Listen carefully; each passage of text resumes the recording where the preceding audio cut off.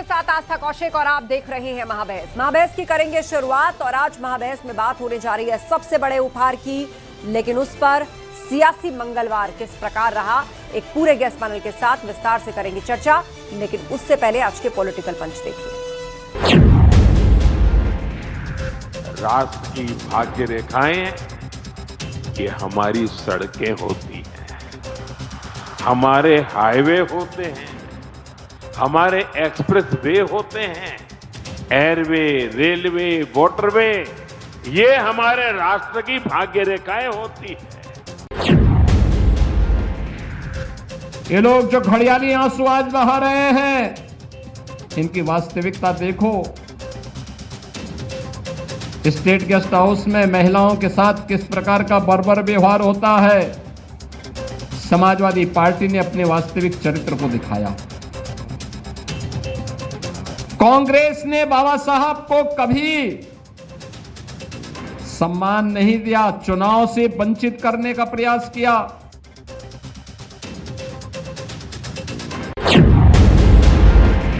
भारत के इतिहास में इतने राजनीतिक दलों के नेताओं ने मिलकर के एक साथ बाबा साहेब भीमराव अम्बेडकर की जयंती नहीं मनाई होगी जितनी मनाई जा रही है। इसका मतलब यह है कि हम सब मिलकर के चाहते हैं कि संविधान से देश चले।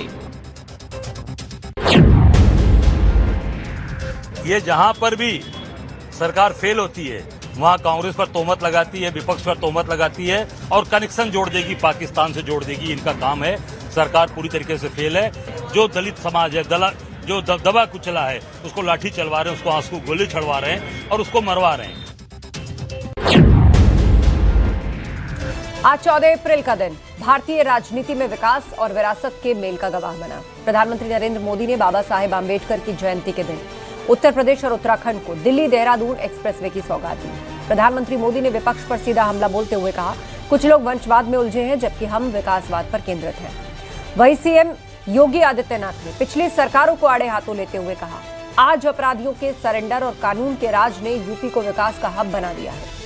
विपक्ष ने भी पलटवार किया कि लोकतंत्र सिर्फ सड़कों और एक्सप्रेसवे से नहीं बल्कि समानता और अधिकारों से चलता है, जिस पर खतरा मंडरा रहा है। पूरे माहौल के बीच सवाल ये, सबसे बड़ा उपहार क्यों सियासी मंगलवार। इसी पर आज की महाबहस गेस्ट पैनल हमें ज्वाइन कर रहे हैं। आपका इंट्रोडक्शन करा देते हैं। आलोक वर्मा जी हमारे बीच में है, बीजेपी प्रवक्ता। प्रोफेसर धर्मेंद्र यादव हमें ज्वाइन कर चुके हैं, सपा प्रवक्ता। गौरव जैन जी कांग्रेस के स्पोक्स पर्सन। प्रोफेसर देवराज दलित चिंतक। रमेश ठाकुर वरिष्ठ पत्रकार। आप सभी का बहुत बहुत स्वागत है पैनल पर। कुछ लोग जल्द हमारे साथ जुड़ेंगे, कुछ जुड़ चुके हैं।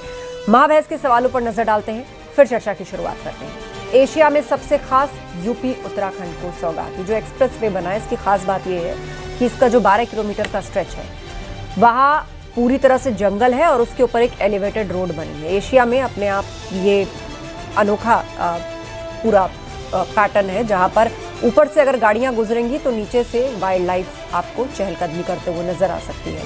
उत्तराखंड को सौगात, नए भारत की रिकॉर्ड तोड़ तरक्की किसको चुभी। लेकिन इस पर सियासत शुरू हो गई है, वार पलटवार का सिलसिला जारी है। अंबेडकर के नाम पर सियासी मकसद काम पर, एक तो बाबा साहेब की जयंती और ऊपर से देहरादून टू दिल्ली की जो दूरी है वो 2.5 से 3 घंटे पर सिमट गई। आज इस एक्सप्रेसवे की सौगात प्रधानमंत्री ने दी। तो चलिए अब चर्चा की शुरुआत करते हैं। सारा गेस्ट पैनल हमारे साथ है। शुरुआत कर रहे हैं धर्मेंद्र यादव जी आपसे। प्रधानमंत्री मोदी ने कहा कि हम लोग विकासवाद के रास्ते पर चल रहे हैं, लेकिन कुछ लोग वंशवाद में उलझे हुए हैं। और आज दिल्ली से देहरादून की जो दूरी है, मतलब देश की राजधानी दिल्ली से और उत्तराखंड की राजधानी देहरादून की जो दूरी है वो 2.5 किलोमीटर की रहेगी। माफ कीजिए, 2.5 घंटे की रहेगी। ये 2.5 से 3 घंटे 100 की स्पीड से कोई पहुंच जाएगा वहां पे। इसको एक बहुत बड़ी कनेक्टिविटी के लिहाज से, विकास के लिहाज से और आने वाले समय में विकास के लिहाज से बहुत अहम माना जा रहा है। आस्था जी, सबसे पहले तो आज आधुनिक भारत के शिल्पकार और भारतीय संविधान के निर्माता बाबा साहब डॉक्टर भीमराव अम्बेडकर की जयंती है। उनकी जयंती के मौके पर मैं आपके साथ पूरे देशवासियों को बधाई और शुभकामनाएं देना चाहता हूँ। अब जो आपका सवाल है कि भारतीय जनता पार्टी का जो दावा है कि विकास की राजनीति करती है, मुझे लगता है कि देश के प्रधानमंत्री श्री नरेंद्र मोदी जिस एक्सप्रेसवे पे सबसे पहली बार उतरे होंगे फाइटर प्लेन से, वो समाजवादियों ने बनाया था और लखनऊ से दिल्ली की दूरी को सबसे कम कर दिया था। तो अगर उसको पैमाना माना जाए तो जो समाजवादी पार्टी 2012 में काम शुरू कर दी थी, सोच रही थी, और जो आपके इकोनॉमी की जो पहिया है, इकोनॉमी का पहिया जिस गति से चलता है, जो हमारे व्हीकल्स का पहिया चलता है, हमारे राष्ट्रीय अध्यक्ष इस बात को बार बार कहते हैं, तो हमने 2012 से 17 में जिस बात को मान लिया था और उस पर काम करना शुरू कर दिया था, आज नरेंद्र मोदी जी देर से सही कम से कम इस बात को मान रहे हैं। दूसरी बात यह है कि जो भारतीय जनता पार्टी के भ्रष्टाचार का पहिया है, उस भ्रष्टाचार को ढकने के लिए भारतीय जनता पार्टी के पास नए नए मॉड्यूल्स आते हैं और उसके हिसाब से काम करती है। जिस तरह से उत्तर प्रदेश के मुख्यमंत्री योगी लेकिन ये आदित्यनाथ, एक्सप्रेस वे तो कोई भ्रष्टाचार नहीं ढक रहा है ना, ये तो विकास कहा जाएगा ना। भ्रष्टाचार, आप अगर पूर्वांचल एक्सप्रेसवे पे जाएंगे तो पूर्वांचल एक्सप्रेसवे की जो क्वालिटी है, आपके नोएडा के बगल में पेरिफेरल है, पेरिफेरल की जो क्वालिटी है, आप देखेंगे कि कितना पैसा सरकार का लगा उसमें और उसके बाद क्वालिटी किस तरह की दी गई है। उसकी तुलना आप आगरा लखनऊ एक्सप्रेसवे से करिएगा और आपको पता चल जाएगा कि भारतीय जनता पार्टी एक्सप्रेसवे में कितना बड़ा भ्रष्टाचार करती है। ठीक वैसे ही जैसे नदियों की सफाई के लिए भारतीय जनता पार्टी पैसा लेती है, उसके बाद सफाई की दिखाई नहीं देती। आप कानपुर में चले जाइए, पूरी तरह से गंगा नदी ऐसे है कि आप सामने खड़े भी नहीं हो सकते हैं। आप लखनऊ में गोमती नदी में चले जाइए, वहां की सफाई आपको पता चल जाएगी। लेकिन स्वच्छ भारत मिशन भारतीय जनता पार्टी का एक ऐसा मिशन था जिससे भारतीय जनता पार्टी के सभी नेताओं कार्यकर्ताओं के जेब में एक मोटी रकम पहुंच गई है और भारतीय जनता पार्टी उस पैसे से चुनाव को प्रभावित करने का प्रयास करती है। तो इनकी जो योजना लौटूंगी, आपने भ्रष्टाचार का आरोप लगाया और एक्सप्रेसवे वर्सेस एक्सप्रेसवे, मतलब एक कंपैरिजन आप कर रहे हैं कि क्या आपकी सरकार ने बनाया और क्या मौजूदा सरकार ने बनाया। आलोक वर्मा जी हमारे साथ पैनल पर है, बीजेपी प्रवक्ता। आलोक वर्मा जी, आप सुन रहे हैं सपा की दलील और उसका कहना है कि एक्सप्रेसवेज आप कंपेयर करिए कि जो हमारी सरकार ने बनाया था और क्या आपकी सरकार ने डिलीवर किया है। एक तो भ्रष्टाचार, दूसरा क्वालिटी। एक शेर है कि कोई अपनी ही नजर से तो हमें देखेगा, एक कतरे को समंदर नजर आए कैसे। तो मुझे लगता है कि 10 साल तकरीबन होने जा रहे हैं, 9 साल से ज्यादा का वक्त हुआ। 19 मार्च 2017 को योगी आदित्यनाथ उत्तर प्रदेश के मुख्यमंत्री बने और उसके बाद ही उन्होंने वो अच्छी तरीके से उत्तर प्रदेश में गोरखपुर एक ऐसा इलाका था जो इंसेफ्लाइटिस की मार से बेहाल था, वहां की सड़कें बदरंग थी और जो दूसरे तरीके की जो भी दिक्कतें किसी एक शहर में हो सकती है वो गोरखपुर में दिखाई पड़ती थी। तो वो जानते थे कि उत्तर प्रदेश के हालात को अगर बदलना है तो एक हाथ में भाला और दूसरे हाथ में माला रखना होगा। शायद इसीलिए आज उत्तर प्रदेश की तस्वीर 9 9.5 साल में बदली है। चाहे सड़क, पानी, बिजली की बात हो, आप वो कुछ खास इलाकों, मैं नहीं कह रहा हूं, मैंने कभी नहीं कहा कि समाजवादी पार्टी ने कोई काम नहीं किया, लेकिन हमने बहुत तेजी से काम किया। आज पूरब से पश्चिम, उत्तर से दक्षिण और यहां तक कि गांव की सड़कें भी शहर से जुड़ चुकी हैं। तो मुझे लगता है कि जो ये परिवर्तन साफ साफ दिखाई पड़ रहा है और ये पूरा उत्तर प्रदेश क्या पूरा देश दिखाई पड़ रहा है। योगी आदित्यनाथ जी का बुलावा आज हमारे दूसरे इलाकों में होता है, दूसरे जहां पर भी इलेक्शन हो रहा है, पश्चिम बंगाल वो गए तो इसलिए गए कि उन्होंने अपनी लोकप्रियता को आसमान पर पहुंचा दिया है। और किस वजह से पहुंचा दिया है? आलोक जी, मैं लौटूंगी। 3 लोग और हैं मेरे साथ पैनल पर। कांग्रेस पार्टी के प्रवक्ता गौरव जैन जी हमारे बीच में। गौरव जैन जी, एशिया में सबसे अनोखा पैटर्न इस पूरे एक्सप्रेसवे के अंदर, जैसा मैंने इंट्रोडक्शन में जिक्र किया था, और ऊपर से दिल्ली से देहरादून की दूरी जो है वो 2.5 से 3 घंटे में सिमट गई। इतना बड़ा उपहार कनेक्टिविटी के लिहाज से, आप सोचिए उस पर भी सियासत शुरू हो गई, क्यों? नहीं, हमारे हिसाब से इन चीजों पे सियासत होनी नहीं चाहिए और सियासत की शुरुआत इन चीजों पे मेरे हिसाब से शायद खुद नरेंद्र मोदी जी ने करी थी, जब उन्होंने दूसरे प्रदेशों में जाकर के ये बोला कि कांग्रेस सरकार ने कुछ नहीं करा, पूर्ववर्ती सरकारों ने कुछ नहीं करा और उनके कराए हुए कामों का फीता काटने लगे। तो सियासत तो उन्होंने शुरू करी थी, विपक्ष की पार्टियों ने तो करी नहीं थी। खैर, नरेंद्र मोदी जी की हम बात यहाँ पे करने के लिए नहीं आए हैं। यहाँ पर अब बात कर रहे हैं कि एक्सप्रेस वे बनाया है अभी दिल्ली से देहरादून तक का। ऐसे ही कुछ सालों पहले, 1 साल पहले, 2 साल पहले बुंदेलखंड एक्सप्रेस वे बनाया था। मैं उत्तर प्रदेश झांसी से आता हूं, पर यहाँ पर भी बड़ा बड़ा प्रचार कराता है, डिफेंस कॉरिडोर बनेगा, ये एक्सप्रेसवे बनेगा, वो एक्सप्रेसवे बनेगा। आज मैं आपको चैलेंज देता हूं, आप उस एक्सप्रेसवे पे गाड़ी चला के देखिए और आपको पता चल जाएगा कि किस प्रकार से जो एक्सप्रेसवे है जो है वो भ्रष्टाचार की भेंट चढ़े हुए हैं। आप कहीं पर भी जाए, कहीं टूटा हुआ हिस्सा है पुल का, कहीं पे गाय आ जाती है सड़कों पे, और हर दिन प्रतिदिन, अभी तो कुछ दिन बारिश होने दीजिए, फिर आप देखिए निरंतर लोग मरते हैं, आधा दर्जन से ज्यादा लोग मरते हैं हर दिन। तो इसके लिए जिम्मेदार कौन है? होता है क्या है कि बड़े बड़े फीते काट देते हैं, बड़ी बड़ी बातें कर देते हैं, लेकिन जमीन पे क्रियान्वयन कुछ नहीं होता। सिर्फ जैसे हमारे अश्विनी वैष्णव जी हैं, रेल मंत्री हैं रेल की जगह, वैसे ही प्रधानमंत्री जी को भी वही छपास लोग लगा हुआ है कि किस प्रकार से बस बड़ी बड़ी बातें करें, फीता काटते हैं और उसके बाद जमीन पे धरातल पे कुछ ना हो। बड़े बड़े उन्होंने हमारे झांसी में ही इतने बड़े बड़े उन्होंने प्रोजेक्टों के वो करे थे, उद्घाटन करे थे, फीते काटे थे, आज वो जमीन पे कहाँ है? कुछ भी नहीं। तो नरेंद्र मोदी जी अच्छी बात है, खुद की पीठ थपथपाते रहते हैं और उनकी ठीक है, पार्टी 10 के लोग सेकंड। वाहवाही करते रहते हैं, लेकिन धरातल पे जो स्थिति है वो पूरी तरीके से अलग है। ठीक है, प्रोफेसर देवराज जी हमारे बीच में, दलित चिंतक। देवराज जी, आज बाबा साहेब की जयंती भी मनाया जा रहा है, उस पर भी कई सियासी पार्टियों ने कार्यक्रम रखे, और ये जो दिल्ली टू दून एक्सप्रेसवे है, ये भी आज इसी जयंती पर इसका उद्घाटन किया गया है, जिसके बाद कहा जा रहा है कि दूरी बहुत कम हो रही है, चुनाव भी आ रहा है। देखिए, विकास के मुद्दे अलग हैं, चुनाव के विषय अलग हो जाते हैं, और दलितों का जो विषय है वो अब ज्यादा फोकस में है।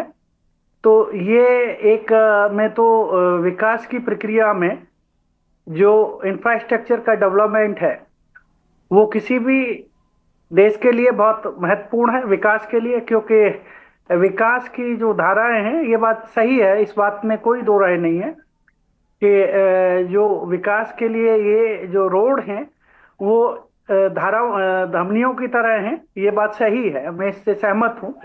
क्योंकि जो विकास होगा वो पूरे स्टेट का होगा। इसमें प्रधानमंत्री जी ने भी कहा कि किस तरह से वो लेके चल रहे हैं प्रगति, प्रकृति और संस्कृति की, जो उत्तराखंड की बात कर रहे थे, उससे उन्होंने ये भी कहा कि यूपी का भी, जहाँ से जो एक्सप्रेसवे गुजर रहा है, वहां से उत्तर प्रदेश के भी कई जिले हैं, उनको भी इसका फायदा मिलेगा। ये बात सही है कि विकास का फायदा सभी को मिलेगा, इस बात से सहमत हैं। लेकिन जो बात जहां तक दलितों की आती है, दलितों का इसमें भी मैं दो राय नहीं है कि बाबा साहब डॉक्टर भीमराव अंबेडकर को जिस तरह से सभी राजनीतिक दल आज अपने एजेंडा में अपने बूथ लेवल तक जा रहे हैं, लेकर, यानी अपने जिले से लेकर, अपने मंडल से लेकर और प्रांत और राष्ट्रीय लेवल पर सेलिब्रेट करना, ये बहुत अच्छी बात है, बहुत अच्छी। ये भारत में, भारतीय जो समाज है उसमें जो बदलाव आ रहा है वो, और बाबा साहब के जो विचार हैं वो विचार इन सभी के माध्यम से अब ये लेना चाह रहे हैं। तो ये समझ है, समझ आ रही है, लेकिन लेट आ रही है इसको, ये एक एप्रिशिएट मैं इसको कहूंगा। लेकिन इसके पीछे कारण क्या है, इसमें सभी लोग क्यों एक साथ उस तरफ बढ़ रहे हैं? क्योंकि वो चुनाव आने वाले हैं, वोट बैंक की राजनीति है, हर पार्टी, उसके लिए हर सियासी पार्टी दांव लगा रही है, और अपने अपने लिए, आप इस लिहाज से देखेंगे तो एक विनिंग कॉम्बिनेशन तैयार करने की कोशिश है। रमेश ठाकुर जी हमारे बीच में, वरिष्ठ पत्रकार। रमेश जी बताइए, ये सियासी मंगलवार कैसा हो गया? इतनी बड़ी सौगात दिल्ली से देहरादून के बीच में, प्रधानमंत्री मोदी ने आज इसका उद्घाटन कर दिया है। अब तैयार रहना चाहिए, प्रधानमंत्री तो कहते ही रहे हैं कि भाई ये जो आने वाला दशक है, पूरा दशक पहाड़ का दशक है। अब राजधानी से दिल्ली इतनी नजदीक हो जाएगी, ये दूरी इतनी घटेगी, तो विकास की जिस राजनीति की बात बीजेपी करती है, आने वाले चुनावों के लिए एक और दावा मजबूत। आस्था जी, ये बात तो कांग्रेस की जब हुकूमत थी उत्तराखंड में, तब ये बात उन्होंने भी कही थी कि दिल्ली और देहरादून की दूरी को किसी भी सूरत में कम किया जाएगा। हुआ नहीं, लेकिन भारतीय जनता पार्टी की जब हुकूमत आई तो उन्होंने इस एक्सप्रेस वे को हरी झंडी दी और 1200 करोड़ में इसको बना के तैयार कर दिया। जो आज की डेट मुकर्रर थी, उन्होंने झंडी दिखाते शुरू कर दिया। लेकिन इसमें कुछ खामियां जो हैं वो सामने दिखाई देती हैं। वो कहते हैं जितना विकास होगा विनाश भी उतना ही होता है। खैर, हम उन चीजों पे नहीं जाते हैं। इससे दूरियां कम होगी, जो 3.5-5-6 घंटे का रास्ता होता है वो 2.5 घंटे में चला जाएगा। अब इसमें खामियां की जहां तक बात है, जब सरकार ने एक नियम बनाया हुआ है रोडवेज के लिए, हाईवेज के लिए, कि 60 किलोमीटर के दूरी पे टोल लगेगा। अब मुझे लगता है ये 210 किलोमीटर की दूरी का है। इसमें 675 रुपए आप जब दिल्ली से जाओगे देहरादून तक, 675 रुपए आपको एक तरफ के देने पड़ेंगे। और 24 घंटे में अगर आप फेरा वापस आ रहे हो तो आपको 1010 रुपए देने पड़ेंगे। मोटा मोटा 1050 रुपए आपको देने पड़ेंगे। क्योंकि अब जब कोई गरीब आदमी जब चढ़ेगा तो एक बार सोचेगा जरूर। एक खामी ये, दूसरी ये है, पहले जो पारंपरिक आप मोदी नगर होते, मेरठ होते हुए जब हरिद्वार फिर जब जाते वो थे, रास्ता जो था। तो वो रास्ता जो था उसमें औद्योगिक क्षेत्र इतना था, मैकडी से लेके बड़ी बड़ी कंपनियों ने होटल्स वगैरह खोले हुए। मुझे लगता अब उसके बाद में लोग उधर रुख नहीं करेंगे, सीधे जब 2.5 घंटे का रास्ता है तो इधर से जाएंगे। लेकिन तो जो टोल नहीं चुका पाएगा, रमेश जी आपने कहा ना कि महंगा है, तो फिर वो वहां से जाएंगे, लोड तो नहीं ऐसे भी कम हो जाएगा ना। देखो, मुझे लगता है जिसको टोल बचाना होगा वो शायद हाईवे का इस्तेमाल कम करे। अगर आपको बहुत ज्यादा जरूरत है, मुझे बहुत जल्दी पहुंचना है, तो जाहिर सी बात है 675 क्या, ये 1475 भी होता तब भी आदमी जाता। वो बात नहीं है। बात सिर्फ ये आती है जिसको कम दूरी तय करनी है, आराम से जाना है, खाते पीते जाना, वो तो पारंपरिक पुराना ही रोड अपनाएगा। एक बात ये हो गई। और सबसे इंपॉर्टेंट बात ये है, देखिए गर्मी के समय क्या होता है कि लोग पहाड़ों की तरफ रुख करते हैं। जैसे प्रधानमंत्री जी ने कहा है कि आने वाला जो वक्त है वो बिल्कुल। पहाड़ों का है, तो उसकी दूरी बहुत कम हो गई, उसके लिए सुगम बनाया गया है। और इसमें मैं खुद गया हूं। इसमें जब 1-1.5 महीने पहले कुछ हिस्सा जो देहरादून में आता, जो पहाड़ों का हिस्सा है, उसको खोल दिया गया था। लेकिन ये बड़ा सपाट है। अगर आस्था जी जब आप दिल्ली से जब जाओगे तो इतना सपाट है, इतना तेज है। इसमें अभी जब ये जहां शुरू हुआ है वहां बिल्कुल मेरा घर सामने, ये गीता कॉलोनी जगह है, उसके सामने से ये बिल्कुल खुला है। तो है। यहाँ ये लगभग खुला हुआ 1-1.5 महीना हो गया, 1.5 महीने से खुला हुआ, लोग जा रहे थे। हालांकि झंडी आज दिखाई गई है। तो इतने एक्सीडेंट हुए हैं क्योंकि कोई साइन बोर्ड नहीं लगा हुआ है, ठीक है। कोई उस तरीके से वो चीजें नहीं बताई गई है। क्योंकि जब यहाँ गीता कॉलोनी से अगर कोई देखिए, चढ़ गया है, लोकार्पण हुआ है तो मतलब ये है कि अब पूरा कंप्लीट हो गया। अब लोकार्पण से पहले यदि रास्ता खुला है, लोग अपनी इच्छा से वहां पर जा रहे हैं, लोकार्पण नहीं हुआ मतलब काम पूरा नहीं हुआ, तो कहां से साइन बोर्ड मिलेंगे और तो किससे नहीं आप खोलना शिकायत चाहिए, करेंगे? नहीं खोलना चाहिए था। क्योंकि उसमें क्या होता है, जब दिल्ली से कोई चढ़ गया कि चलो भैया मैं भजनपुरा उतर जाऊंगा या आगे उतर जाऊंगा, ठीक है। उनको 60 किलोमीटर दूर जाना पड़ रहा था, फिर वापस आना पड़ रहा। आपकी बात बिल्कुल कोई सही है, U-turn नहीं। मैं उस पर मोहर लगाता हूँ। लेकिन खोला ही क्यों? खोला नहीं जाना चाहिए था भाई। जब आदमी तो जब खुला है तो उसमें तो गाड़ी चढ़ा ही देगा। तो ये सब मतलब चीजें आप कह रहे हैं कोई खैर ऑब्स्टेकल रहना चाहिए था, एक बार एब्सोल्युटली कसौटी पर बिल्कुल पूरी रहना तरह कस चाहिए था। जाता तो ये सारी चीजें बच सकती थी। ठीक है, धर्मेंद्र जी। आस्था जी, अगर आप तो नोएडा रहती हैं, गाजियाबाद से दिल्ली की दूरी लगभग 1.5 घंटे की थी, और समाजवादी सरकार में जो एलिवेटेड रोड बनी थी 11.6 किलोमीटर की थी, और सिंगल पिलर पर 6 लेन रोड बनी थी, जो मेरे ख्याल से इंडिया में पहली सबसे बड़ी एलिवेटेड रोड थी। तो इस तरह के विकास जो हुए हैं वो समाजवादी सरकार में टेक्नोलॉजी के साथ रोड को जोड़ना। आपने आगरा लखनऊ का मैंने आपको एग्जांपल बताया ही कि आगरा लखनऊ एक्सप्रेसवे पर कोई टोल आपके एक्सप्रेसवे पे नहीं है, वो स्लिप रेट रोड पे टोल बनाया गया है। तो जितने इनोवेशन है हाईवेज को लेकर के या उनके मानक की जो बात है, इंडियन रोड कांग्रेस की बात है, समाजवादी पार्टी सरकार में जितने भी रोड बने उस मानक का पूर्णतया पालन किया गया और बजट को कम रखा गया। भारतीय जनता पार्टी ने क्या किया कि इंडियन रोड कांग्रेस के मानक को खत्म कर दिया, इसे सेफ्टी से आपने कंप्रोमाइज किया। आप पूर्वांचल एक्सप्रेसवे पे चले जाइए, उसकी मीडियन को कम कर दिया गया, उसकी हाइट को कम कर दिया गया। जब हाइट कम कर दिया तो जो छोटा जानवर है वो रोड पर आ जाते हैं, उससे एक्सीडेंट हो जाते हैं। तो भारतीय जनता पार्टी दरअसल प्रोजेक्शन उसका ऐसा रहता है कि कहते ना कि ढिढोरा पीटना ज्यादा, काम करना कम, ढिढोरा पीटना आलोक ज्यादा। वर्मा जी, तो ये भारतीय जनता पार्टी के स्ट्रेटजी में शामिल है। लेकिन आलोक जो वर्मा जी, आपका अंधाधुंध जवाब। टोल वसूल रहे हैं उस टोल पर भी भारतीय जनता पार्टी को जवाब देना चाहिए। क्या ज्यादा काम हुआ है और रिकॉर्ड समय में काम हुआ है, ये दिखाने की वजह से क्वालिटी प्रभावित हुई है, ये आरोप विपक्ष का? आलोक वर्मा जी। नहीं, मुझे लगता है कि जनता तो अच्छी तरीके से देख रही है। अगर भारतीय जनता पार्टी लगातार चुनाव जीत रही है, 2017 से योगी आदित्यनाथ मुख्यमंत्री बने हैं, और कोई भी इलेक्शन हो, चाहे वो शहरी इलेक्शन हो चाहे ग्रामीण क्षेत्रों का इलेक्शन हो, तो मुझे लगता है कि जनता ही एक लिटरेस टेस्ट का काम करती है। हम जनता के बीच जाते हैं और अगर हमारा काम पसंद जनता को आता है तो जनता हमें दोबारा चुनती है। मुझे लगता है कि हम काम कर रहे हैं। हमने जो उत्तर प्रदेश को बदला है, पूरी तरीके से बदला है। चाहे वो सड़क पानी बिजली की बात हो, किसी जमाने में उत्तर प्रदेश को क्राइम की राजधानी कहा जाता था, उत्तर प्रदेश को कहा जाता था कि बीमारू राज्य है। हमने ये सारी तस्वीरें बदल दी हैं। क्राइम का आज तो कहीं कहीं कुछ नाम लेवा कहीं कोई नहीं है। जो बड़े बड़े माफिया हुआ करते थे, अतीक अहमद, मुख्तार अंसारी, पता नहीं कौन कौन से नाम थे उत्तर प्रदेश में, आज कहाँ रह गए, आज उनका वजूद खत्म हो गया है।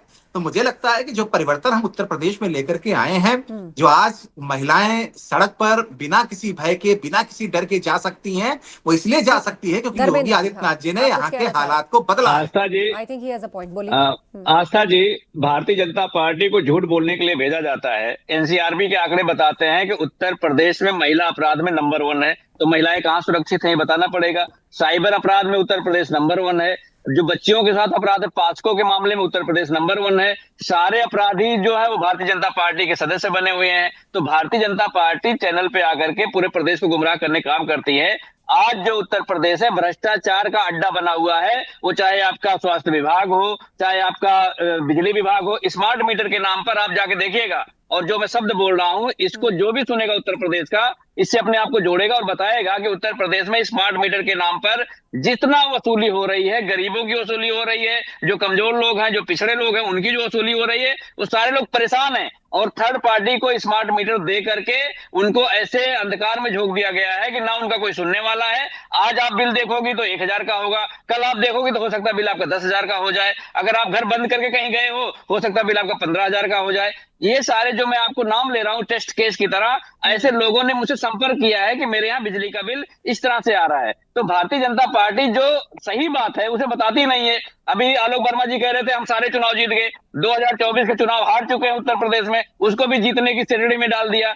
उसका जनादेश जो था वो नहीं बताएंगे। अयोध्या की जनता ने भारतीय जनता पार्टी को किस तरह से खामोश किया और बताया कि इस देश और प्रदेश में कम्युनल पॉलिटिक्स का रास्ता बंद हो चुका है। लेकिन भारतीय जनता पार्टी के जितने भी नेता हैं इस बात को मानने को तैयार नहीं। आपके नोएडा में किस तरह से मजदूरों के पेट पर लात मार रही भारतीय जनता पार्टी, योगी सरकार की पुलिस, आप उनकी मजबूरी को समझिए। उनको तनख्वाह नहीं मिलेगी, जब वो पैसा मांगने जाएंगे आलोक जी 21% बढ़ गई ना सैलरी। इस बात को तो सभी लोगों ने माना कि भाई मेहनत का तबका है, 10,000 में नोएडा जैसे शहर में कुछ नहीं होता, तो बड़ी ना कैटेगरी के हिसाब से इसका तो विरोध किसी ने नहीं किया। पर हाँ, जो उपद्रव हुआ उसकी आड़ में और बहुत ही सीरियस लिंक्स मिल रहे हैं, उनको तो तलाशा जाना चाहिए ना। वो कौन लोग थे कि जो इस आंदोलन के स्वरूप को खराब कर रहे थे। सैलरी तो बढ़नी चाहिए, भारतीय और वो जनता बढ़ी भी। ये भारतीय जनता पार्टी के लोग अपनी नाकामी को छुपाने के लिए एक नया एंगल देंगे। मतलब मोदी जी कुछ बोलेंगे तो पाकिस्तान का नाम लेंगे। तो भारतीय जनता पार्टी की राजनीति का ऑक्सीजन है पाकिस्तान। बिना पाकिस्तान के नाम के इनकी रोटी नहीं पचती है, बिना पाकिस्तान के नाम के इनकी राजनीति नहीं चलती है, बिना पाकिस्तान के नाम के इनके भाषण नहीं होते हैं, बिना पाकिस्तान की राजनीति के नाम के इनकी नींद नहीं अभी रुक जाइए थोड़ा सा। जो सारे चेहरे हैं ना वो सब 2-4 दिन का वक्त दीजिए, सारे चेहरे निकल करके सामने आ जाएंगे। जो दंगाई थे, किस तरीके की साजिश थी, किस तरीके से बारकोड का इस्तेमाल हो रहा था, किस तरीके से सोशल मीडिया का इस्तेमाल किया जा रहा था, किस तरीके के मैसेज, भड़काऊ मैसेज दिए जा रहे थे। तो मुझे लगता है कौन कौन से चेहरे थे। श्रमिकों के वीडियोस उठा के जेनजी प्रोटेस्ट कह के पोस्ट किया जा रहा था, और ये भी लिखा जा रहा था वहां गोली चल रही है, वहां लोग मर रहे हैं। इस तरह के भ्रामक प्रचार हो रहे थे। हाँ, वो सारी चीजें निकलेंगी, और जो चेहरे हैं ना उसके पीछे वो भी जो एक प्रोटेस्ट का लाभ इस तरह लेना चाहते हैं या परिस्थिति को बिगाड़ना चाहते हैं, आग लगाना चाहते हैं, हिंसा की आग में झोंकना चाहते हैं एक प्रदेश को। मजदूरों का प्रोटेस्ट है, उन्होंने मांग की, सरकार ने सुनी, कमेटी बनी, लेकिन उस सबके बीच में ये सब कहां से आ गया कि भैया ये तो जेनजी है, वहां गोलियां चल रही हैं, वहां लोग मरे। इस तरह की चीजों को रोका जाना चाहिए, पता किया जाना चाहिए किसकी मंशा है, कौन पीछे पड़ा है। नहीं, सब पता चलेगा। ये इस पे कहीं कोई शक नहीं। सब पूरा उत्तर प्रदेश और पूरा देश जान रहा है कि किनकी छोटी छोटी आंखों में बड़े बड़े सपने तैर रहे हैं, और उन्हीं बड़े सपनों की वजह से वो किस तरीके की साजिश जो रचते रहे 2017 के पहले उत्तर प्रदेश में जो होता रहा है, वही उत्तर प्रदेश में दोहराने की कोशिश नोएडा में आरोप लगाने से पहले हमें इंतजार करना चाहिए, क्योंकि पुलिस इन्वेस्टिगेट कर रही है। और खबर ये भी है कि बहुत सारे लोग जो नकाब लगा के श्रमिकों के बीच में दिखाई दिए, उनको भी तलाश किया जा रहा है। कई लोग ऐसे मिले हैं जो नोएडा में रहते भी नहीं थे, ना काम करते थे, वो इस प्रोटेस्ट में पाए गए हैं। उन सबकी भी जांच हो रही है, इन सबकी भी इंक्वायरी हो रही है। धर्मेंद्र जी। आस्था जी, भारतीय जनता पार्टी ने अपनी नाकामी को कितने चालाकी से जनता के सामने रखा। आप मुझे बताइए, अगर इस तरह की परिस्थितियां हैं, किसी प्रोटेस्ट में बाहरी लोग शामिल हो रहे हैं, सोशल मीडिया का इस्तेमाल कर रहे हैं, तो प्रशासनिक नाकामी है। तो योगी आदित्यनाथ कहाँ चले गए? योगी आदित्यनाथ को भाषण देना चाहिए था ना वहां आकर के। डर के मारे योगी आदित्यनाथ मुजफ्फरनगर गए थे, मेरठ गए थे, लेकिन नोएडा नहीं आ सके, क्योंकि गरीबों से उनका कोई लेना देना नहीं। मजदूरों के जो मुद्दे हैं उसमें भारतीय जनता पार्टी कोई बात नहीं सैलरी बढ़ गई ना, कैटेगरी वाइज सैलरी बढ़ गई ना। सैलरी जब प्रोटेस्ट किया तभी तो बढ़ी। प्रोटेस्ट शुरू हुआ, फौरन इस पर उच्च स्तरीय कमेटी बनी। इतना ही नहीं, प्रोटेस्ट दोनों एंगल से मामले की समीक्षा चल रही है। श्रमिकों की क्या जरूरतें हैं, और दूसरा वो कंपनीज की लेबर लॉ को जो वॉयलेट करती हैं, या फिर कोई कंपनी है उसकी अपनी कोई दलील है, दोनों को सुना जा रहा है। आस्था जी, लेबर लॉ में भी आस्था जी लेबर लॉ मैं भी जानता हूँ। लेबर लॉ का वायलेशन हर एक कंपनी करती है। नोएडा के अंदर मैं 100 कंपनी बता दूंगा, प्राइवेट इंजीनियरिंग कॉलेज की स्थिति में बता दूंगा, तो आप सोचेंगे इतना भ्रष्टाचार कहां से चल रहा है। लेकिन सभी लोग भारतीय जनता पार्टी की सरकार में मुख्यमंत्री के संरक्षण में भ्रष्टाचार करते हैं। मैं ऐसे बड़े बड़े कॉलेज का नाम भी जानता हूं। अभी आपने गलगोटिया का देखा, आज तक क्या इंक्वायरी हुआ मुझे बताइए? पूरे दुनिया के सामने भारत की नाक कटवा दी गलगोटिया यूनिवर्सिटी ने, लेकिन आज तक भारतीय जनता पार्टी ने कोई कार्रवाई नहीं करी। इनको याद दिलाइए 2017 के पहले का वक्त, 2017 के पहले का वक्त, जब उत्तर प्रदेश में इस तरीके के वाकये किसी जिले में हुआ करते थे, किसी जगह में हुआ करते थे, तो कितने दिन चला करते थे। तो कैसे काम चलेगा? अब नोएडा में जिस तरीके से प्रशासनिक मुखिया ने, शासन के मुखिया ने जिस तरीके से काम किया, जो विरोध था, जो अधिकारी थे उनको भी साथ बैठाया, और जो फैक्ट्री मालिक थे जिनसे शिकायत थी उनको भी साथ बैठाया, और जो कुछ मुमकिन था वो भी किया। और वो जो लोग साजिश में शामिल थे वो भी छोड़े नहीं जाएंगे। वो भी कब तक खैर मनाएंगे? मुझे लगता है 2-4 दिन और वेट कर लें, उनका सब चेहरा निकल करके सामने आएगा। जो सब कुछ इस्तेमाल हुआ, सब कुछ निकल के आ रहा है। सोशल मीडिया में किस तरीके से आपने साजिश रची, सोशल मीडिया में किस तरीके से साजिश रची गई है, सब कुछ सामने आ रहा है। सब कुछ सामने आ रहा है। 2-4 दिन खैर मना लीजिए। मुझे लगता है कि योगी के शासन में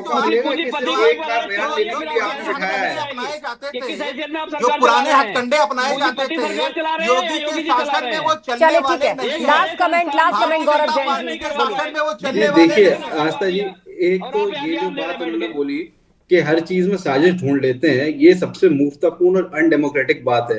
कोई भी आदमी प्रोटेस्ट करे, जरूरी है होने से पहले गौरव जी ऐसा कोई नतीजा मत निकालिए। जब तक आपने बोला, मैंने नहीं बोला, लिंक्स मिले, एक सेकंड, जब तक सोशल मीडिया अकाउंट के थ्रू भी कितना फाल्स आप देखिए नैरेटिव फैलाया गया, वो सब कुछ सामने है। एक सेकंड 2012 में पूरा देश प्रोटेस्ट कर रहा था, तब किसी ने बोला कि ये देश विरोधी लोग हैं या ये कहां से आ रहे हैं? ये कौन लोग होते हैं लोगों को अनडेमोक्रेटिक बोलने वाले? और ये आपने जो बात बोली है कि लोग नोएडा के नहीं और वहां आके प्रोटेस्ट कर रहे हैं, क्या यहाँ श्रमिकों की बात नहीं हो रही है? श्रमिकों के बीच में घुस के क्या हमें उसको हिंसात्मक बनाने की बात हो रही है? हम हिंसा के खिलाफ है, हम हिंसा के खिलाफ है, हम हिंसा के खिलाफ हैं, लेकिन आप ये नहीं बोल सकती कि कोई और आदमी आके प्रोटेस्ट नहीं करता। नहीं, ये ना मेरे मुकरने से कुछ होगा, ना आपके मुकरने से कुछ होगा। ये यूपी पुलिस का कहना है। 350 लोगों की अरेस्टिंग भी हुई है, सीसीटीवी फुटेजेस भी देखे जा रहे हैं, सोशल मीडिया हैंडल्स भी देखे जा रहे हैं। अभी इंक्वायरी में क्या सामने आता है, मुझे लगता है कि उससे पहले जल्दबाजी में किसी तरह की सियासत को इस पर नहीं पकाना चाहिए। बहरहाल शो का समय फिलहाल खत्म हो रहा है। आप सभी का धन्यवाद इस चर्चा में शामिल होने के लिए। तो आज यानी 14 अप्रैल का दिन भारतीय राजनीति में विकास और विरासत के मेल का गवाह बना। प्रधानमंत्री नरेंद्र मोदी ने बाबा साहेब आंबेडकर की जयंती के दिन यूपी और उत्तराखंड को दिल्ली देहरादून एक्सप्रेसवे की सौगात दी। महाबहस में इतना ही। खबरें जारी हैं, जुड़े रहिए हमारे साथ।